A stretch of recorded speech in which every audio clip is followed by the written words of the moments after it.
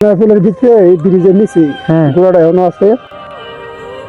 এই ঘোড়াটা কয়েকজন নিজাইছিল, হ্যাঁ, কিন্তু যারা আর জীবিত থাকে মানে জীবিত না, মারাই গেছে। মারা গেছে।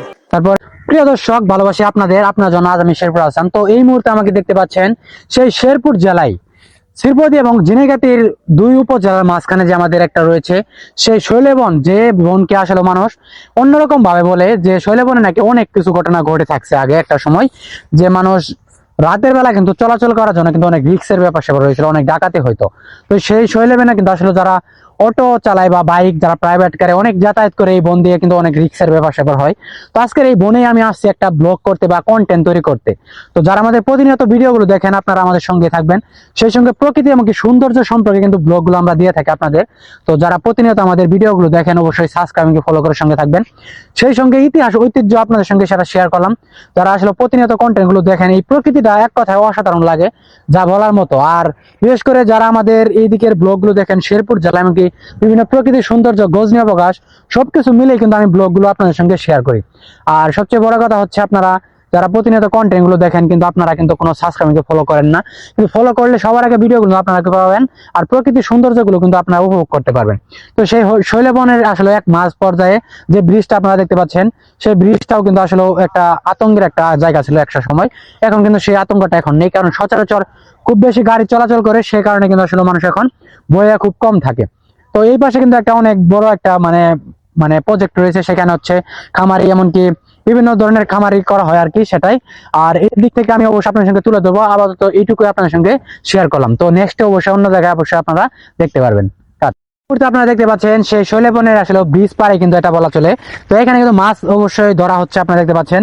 তো আপনি কি পরিমাণ মাছ পারেন এখানে? মাছ পান প্রতিদিন? 2-3 কেজি।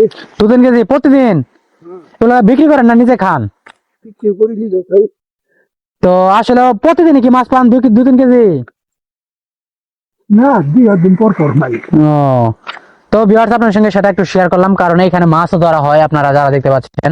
তো যেহেতু এই বনে আসছি, আসলে এটা এখানে কন্টেন্ট তৈরি করবো অনেক দিন থেকে ভাবতে আছি, কিন্তু আসা হয় না। সে আজকে অবশ্যই আসা হয়ে গেছে, আপনারা অবশ্যই দেখতে পাচ্ছেন। তো আরো কিছু দৃশ্য অবশ্যই আপনার সঙ্গে তুলে ধরবো। এই ব্রিজে যেহেতু আসছি, ব্রিজ পারের সঙ্গে একটু আপনার সঙ্গে শেয়ার করি। একটা সময় এখানে একটা ঘটনা ছিল যে মানে গাছের গুড়ি ছিল, যে গুড়িটা নিয়ে কেউ পুড়িয়ে ফেলতে পারতো না। পুড়িয়ে ফেললে কিন্তু আসলে অনেক ধরনের ক্ষতি হইতো। এটা আমি আসলে শুনছি, বিষয়টা সত্যি কিনা জানি না। তো আসলে কি বিষয়টা সত্যি, আপনি একটু বলেছেন। মানে এখানে কিন্তু একটা গাছের গুড়ি ছিল, হ্যাঁ? এটা কি মানুষ কি পুড়িয়ে ফেলতে ভয় পাইতো? কেন আছে? কারণ কি এটা কেউ নিয়ে যায় নাকি? এটা বিরাট ক্ষতি করে। তো আসলে ভিউয়ার্স, এখানে যে গাছের গুটি রয়েছে এখন পর্যন্ত কিন্তু রয়েছে সে পানির সঙ্গে। কিন্তু কথা হচ্ছে এখানে আতঙ্ক, মানুষজন ইতিহাস ঐতিহ্য সম্পর্কে কিছু জানেন আপনি? কোনো ঘটনা যদি একটু বলতে পারতেন, কিছু ঘটনা জানেন আপনি একটু বলবেন। আচ্ছা আসেন, একজন লোকের সঙ্গে আমার অবশ্যই দেখা হয়ে গেছে, দেখা যাক তার সঙ্গে একটু কথা বলি। এখানে যেহেতু ঘটনা ঘটে গেছে, আর আমি ছোট থেকে অনেক দিন থেকে ফলো করেছি যে গাছের গুড়টা নাকি এখানে রয়েছে। সেই গাছের গুড়ি কিন্তু আসলেও জানতে পারেন অনেক ছোট থাকতে আর কি, বিষয়টা আপনারা হয়তো জানবেন না, প্রায় 7 থেকে 8 বছর এরকম আগে হবে। এইখানে এই ঘটনাটা ছিল, আমি এখানে না খালি খালার বাড়িতে যাইতাম, এইদিকে কিন্তু দেখা যাইতো। তো আপনি যদি একটু ঘটনাটা একটু বলতেন তাহলে আমাদের জন্য একটু ভালো হইতো, অডিয়েন্সের কাছে একটু উপকারিত হইতো। বিষয় হলো, হ্যাঁ এটা করতেন আর পোল হ্যাঁ হ্যাঁ টেনার ফুলের ভিতরে এই ব্রিজের নিচে হ্যাঁ ঘোড়াটা এখনো আছে। এই ঘোড়াটা কয়েকজন নিজাইছিল, হ্যাঁ, কিন্তু যারা আর জীবিত থাকে মানে জীবিত না, মারাই গেছে। মারা গেছে। তারপরে আবার পুনরায় আবার এই ঘোড়াটি থিয়ে যাওয়ার লাগছে গাছের গুড়ি দিয়ে। তাহলে এটা নেওয়ার জন্য এখন কেউ সাহস আর কি পাইতেছে না। না, আর কোনো ঘটনা যদি আপনি বলতেন।